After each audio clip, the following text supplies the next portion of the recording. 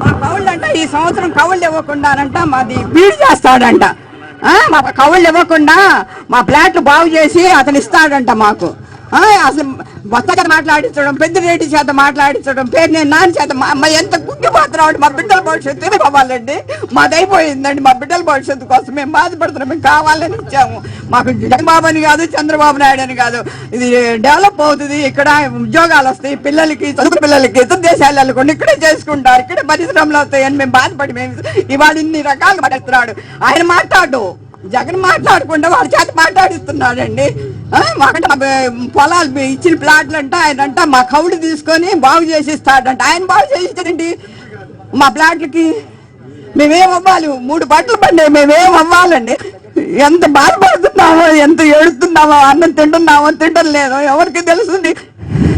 ఈ రకంగా మాట్లాడిస్తాడు ఆయన. కావాలి నేసినందుకు ఎవరు చెబుతా వాళ్ళు కొట్టుకోమంటాడా? అసలు బచ్చ మాట్లాడటం ఏంటి? అసలు పెద్దిరెడ్డి మాట్లాడకపోతే పెద్దిరెడ్డి మాట్లాడుతున్నాడు.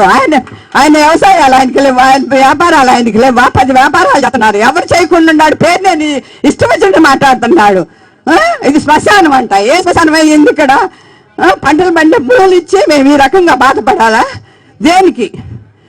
ఈ సమాజం అంటే ఇక్కడ కమ్మ సమాజం ఎవరు ఉంటారు? అందరూ ఒకటే మేము అనుకుంటున్నాం. కమ్మ సమాజం అంటాడండి. కృష్ణా గుంటూరు జిల్లాలో కమ్మ సమాజం ఎక్కువ అంట. ఎక్కువ నువ్వు గెలిచావా? ఆట గెలిచాడు. శ్రీదేవి పెద్ద గెలిచింది, వేస్తేగా గెలిచింది, లేకపోతే గెలిచింది.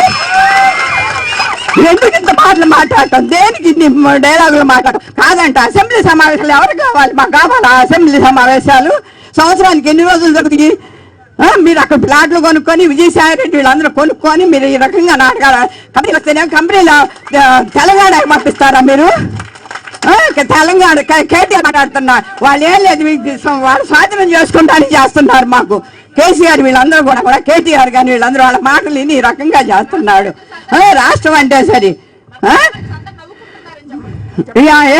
రాష్ట్రాన్ని అందరూ నవ్వుకోవడం దేనికి? మేము ఎప్పుడైనా వచ్చామా బయటికి? ఇవాళ మా బిడ్డల భవిష్యత్తు కోసం వస్తున్నాం. మేము ప్రాణాలకైనా తెగించుతాం అన్నమాట. తుపాకీ గుళ్ళకైనా రావడం మేము ఉంటాం. అసలు ఎందుకండి? మా బిడ్డల భవిష్యత్తు కోసమే కదా మేము ఇచ్చింది. ఏదో పిల్లలు ఇతర దేశాలు పోయి ఇతర రాష్ట్రాలు పోయి ఉద్యోగాలు చేస్తున్నారు. ఏమో ఇక్కడ వస్తే వాళ్ళు ఇక్కడే కళ్ళ ముందు చేసుకుంటారని నేను చెప్పింది. అయ్యా నువ్వు మాత్రం మా మీద శ్రద్ధ తీసుకొని నువ్వు మాత్రం మాట్లాడాలి. నాన్న నమస్కారం అండి. నేను ప్రస్తుతం హైదరాబాద్ నుంచి వచ్చాను. ఇప్పుడు మేము నెలకు వచ్చే జీతంలో రూపాయి దాచుకుని హైదరాబాద్ లో 400 గజాలు కొనుక్కున్నాం. తర్వాత అది అమ్ముకుని ఇక్కడ రాజధాని వచ్చినాక మేము సిఆర్డీ వెళ్ళాక కొనుక్కున్నాం. ఇక్కడ ప్రతి ఒక్కళ్ళు బాగుపడదామనే కదండి కొనుక్కుంది. నిన్న శ్మశానం అంటే తప్పు ఏంటి? ఏదో మాట వరుస కన్నారు. మేము కొంతమంది నోట్లు ఏమంటే కొన్ని రకాల మాటలు వస్తాయి ఇళ్లలోంచి. అవి ఏ మాటలు వాళ్ళంటే ఒప్పుకుంటారా? అదేమంటే నేను కేటీఆర్ గారు అంటున్నారు జగన్ గారు చాలా బాగు చేశారు. ఏం చేశారు? మన పల్లమైంది, వాళ్ళది మెరక అయింది. ఇక్కడ అన్ని పరిపాలన అన్ని పోతున్నాయి కదా అక్కడికి. ప్రజలందరూ అక్కడికి ఇదివరకు ఏమనుకున్నారు? రాజధాని వచ్చినాక అబ్బా మన పిల్లలు అమెరికా వెళ్ళే పని లేదు, అందరూ ఆంధ్ర చక్కగా బతుకుతారు అనుకున్నారు. నోటికి వచ్చినట్టు మాట్లాడటం. ఆడవాళ్ళు ఇప్పుడు అంటే రైతులు కాదా? అంటే పాలా తట్ట చేతుల్లో ఉంటేనే రైతుల కూలీలు పొలం చేసుకుని వస్తారు, పని ఇంటికి వచ్చినాక లోపల పెడతారు తట్టా బొట్ట, బయట శుభ్రమైన బట్టలు కట్టుకొస్తారు ఎక్కడికన్నా వస్తే. అంటే చిరిగిపోయిన బట్టలు చెప్పు లేకుండాను సెల్లు లేకుండా వస్తే మనుషుల వీళ్ళు రైతులు కాదు. రైతుల అంటే మేము రైతులు అనేవాళ్ళు అంటే వాళ్ళ ఒక్కళ్ళే బట్టలు వేసుకోవాలా?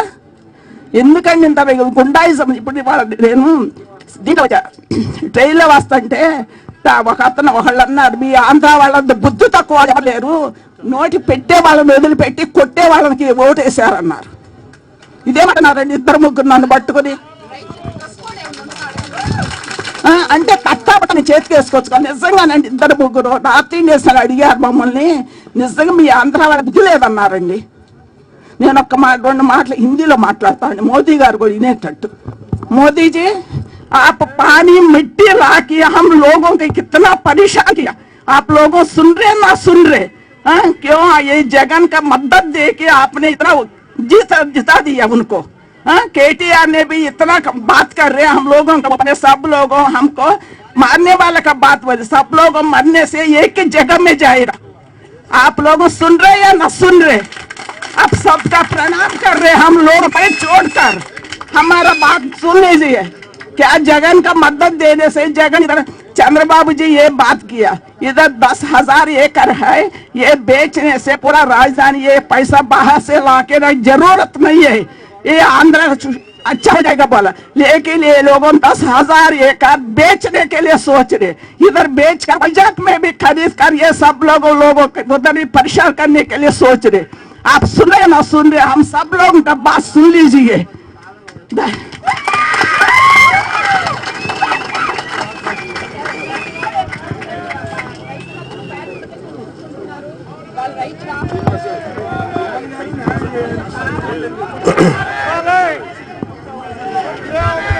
అది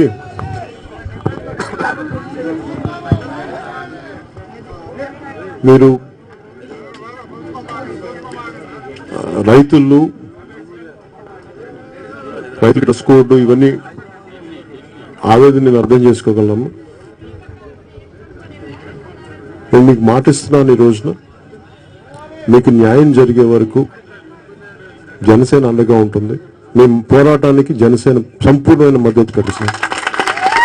మిమ్మల్ని మీ రాష్ట్రం కోసం నిలబడినప్పుడు ఈ రోజున రాష్ట్ర ప్రభుత్వం మిమ్మల్ని అన్యాయానికి గురి చేస్తుంటే మేము ప్రశాంతంగా వాళ్ళ పక్కన కూర్చోబెట్టి చూస్తూ కూర్చోడానికి లేం. మీరు ఏ స్థాయి పోరాటానికి సిద్ధమైతే ఆ స్థాయి పోరాటానికి నేను ప్రత్యేకించి నేను ముందుంటాను. అలాగే ఇది ఇందాక చెప్పినట్టుగా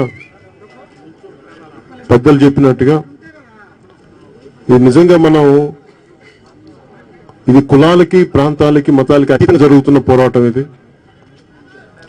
అందరి భవిష్యత్తును కోరుకొని మీరు నేల ఇచ్చారు, మీరు భూములు ఇచ్చారు. కేవలం ఇది కొంతమందికి అని ప్రచారం కల్పించటం, దాంట్లో ఎంత వాస్తవాలు అవాస్తవాలు అనేది సంపూర్ణంగా తెలిసిన వాడిని నేను. సో మీకు సంపూర్ణమైన మద్దతు నేను ఇస్తున్నాను. మీకు నేను రావడానికి నాకు ఆరోగ్యం రాలేకపోయాను. మా అన్నయ్య గారిని మనోహర్ గారిని పంపించాను, నాగబాబు గారిని. అలాగే భవిష్యత్తులో కూడా మీరు ఈ రోజున మీరు ఏదైతే పోరాటం పెట్టారో దీన్ని ఆపకండి. మీరు నందిగ్రామం సింగూరులో ఒక గ్రామం మనకి బంగాళదుంపలు పండించే రైతులు భూములు కోల్పోతున్నామంటే అది దేశం మొత్తం మీద ఒక కుదిపేసింది. నందిగ్రామ్ జడ్జిమెంట్, సింగూరు జడ్జిమెంట్, తిరిగి భూములు వాళ్ళకి ఇవ్వాల్సి వచ్చింది రైతులకి. అలాగే ఈ రోజున రైతులు భూములు ఇచ్చేశారు, మీరు సరిహద్దులు లేవు, భూములు తిరిగి ఇచ్చేస్తా ఉంటే ఎలా ఇస్తారు? భూములు సరిహద్దులు చెప్పేసిన తర్వాత భూములు ఎలా గుర్తిస్తారు, ఎలా ఇస్తారు? ఇది ఇష్టరాజ్యంగా కాదు. ఒక ప్రభుత్వం వచ్చి మరి ప్రభుత్వం చూస్తూ చోద్యం చూసుకోవడానికి జనసేన అయితే సిద్ధంగా లేదు. మీకు చాలా బలంగా నిలబడతాం. నేను 10 సార్లు మాటలు చెప్పలేను, కానీ అవసరం వచ్చినప్పుడు మటుకు మిగతా వాళ్ళకంటే ఒక 10 ఇంతలు ఎక్కువ పోరాటం చేస్తావు, తక్కువైతే పోరాటం చేయాలి. మీకు నేను భరోసా ఇస్తున్నాను, మీకు నేను ధైర్యం ఇస్తున్నాను. మోదీ గారి దృష్టికి ఇందాక తీసుకెళ్ళి మన పెద్దలు చెప్పినట్టుగా కేంద్ర ప్రభుత్వం దృష్టికి కూడా, ఎందుకంటే మోదీ గారు స్వయంగా పాల్గొని శంకుస్థాపన చేసిన నేల, ప్రధానమంత్రి గారు శంకుస్థాపన చేసిన నేల ఇది. దీని అన్నిటికీ వివరణ ఇవ్వాల్సి ఉంటుంది. దయచేసి వీరు ఎడారి అన్నా ఇంకొకటి మనకి జంతువులు పశువులుగా మనల్ని అభివర్ణించినా ఇవన్నీ మీరు నొచ్చుకుంటా ఉన్నారు. మీరు నాకు చాలా బాగా తెలిసిన ఈ మాటలు. దయచేసి వైసీపీ నాయకులు అందరూ కూడా చెప్తాం, కొంచెం మీరు నోరు అదుపులో మాట్లాడాల్సిన అవసరం వచ్చింది మీ అందరికీ. ఎందుకంటే మిమ్మల్ని 150 సీట్లు ఇచ్చింది ప్రాంతీయ విద్వేషాలు, ప్రాంతీయ అసమానతలు తెమ్మని రెచ్చగొట్టమని కాదు.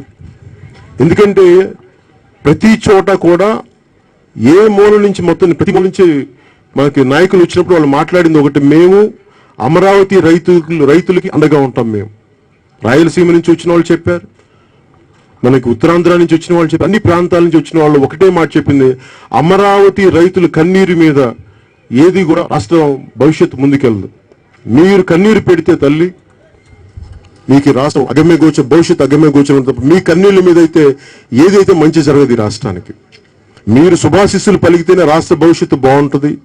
అంతేగాని మిమ్మల్ని భవిష్యత్తుని అంధకారం చేసిన వైసీపీ కూడా దుర్దినాలు స్టార్ట్ అయినాయి వాళ్ళందరికీ. నిజంగా చెడు దినాలు స్టార్ట్ అయినాయి. ఎందుకంటే ఏ వ్యక్తి కూడా వాళ్ళు ఈ రోజున బాధాకరమైనది ఏంటంటే మాట ఇచ్చింది ప్రభుత్వం, మాటని అది నిరంతర ప్రక్రియ. అంతేగాని తెలుగుదేశం చేసిన కానీ మాకు సంబంధం తెలుగుదేశం కాదు, ఉన్నది అక్కడ ఉన్నది ప్రభుత్వం, ఒక పార్టీ నడిపించే ప్రభుత్వం. ఈ రోజు వైసీపీ నడిపించే ప్రభుత్వం నిరంతర ప్రక్రియ.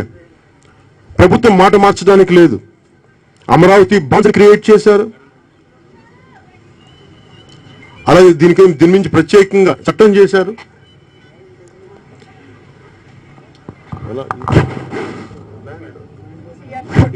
సిఆర్డిఏ చట్టం చేశారు దీని మీద. ఇవన్నీ చట్టాలను ఉల్లంఘించినట్టు. చట్టాలని ఉల్లంఘించే కాడికి అసలు వీళ్ళు చట్టాలని మనకి ముందుకు తీసుకెళ్ళి అసలు ప్రతినిధులు వీళ్ళు పనిచేయరు వీళ్ళందరూ.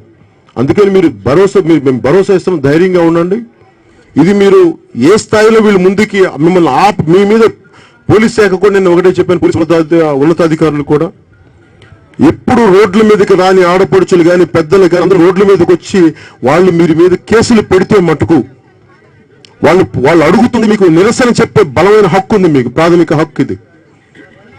మీ భూములు తీసేసుకుంటారు, ప్రాథమిక హక్కు ఇది. కానీ ఈ రోజున మోసం చేసి ప్రభుత్వం వెళ్ళిపోతానంటే తప్పించుకుంటానంటే మటుకు మీ మీద కేసులు పెడితే మటుకు దాన్ని కోర్ట్స్ లో ఛాలెంజ్ చేయడానికి మనతో కృషి కూడా మేము చేస్తాం. మీకు ఇది నా దగ్గర ఉన్న బలం. నేను రోడ్డు మీదకి వచ్చి మీతో పాటు పోరాటం చేయగలను, మీకు అండగా ఉండగలను మీ అందరికీ. అందుకని చెప్పి ఇంతమంది మీ రోడ్ల మీద ఉన్నారు కాబట్టి నిరంతరమైన మీరు ఏదైతే సాధిస్తున్నా మీరు పోరాటం చేస్తారు, పోరాటాన్ని కంటిన్యూ చేయండి. మేము మీకు అండగా ఉంటామని తెలియజేసుకుని సెలవు తీసుకున్నాం.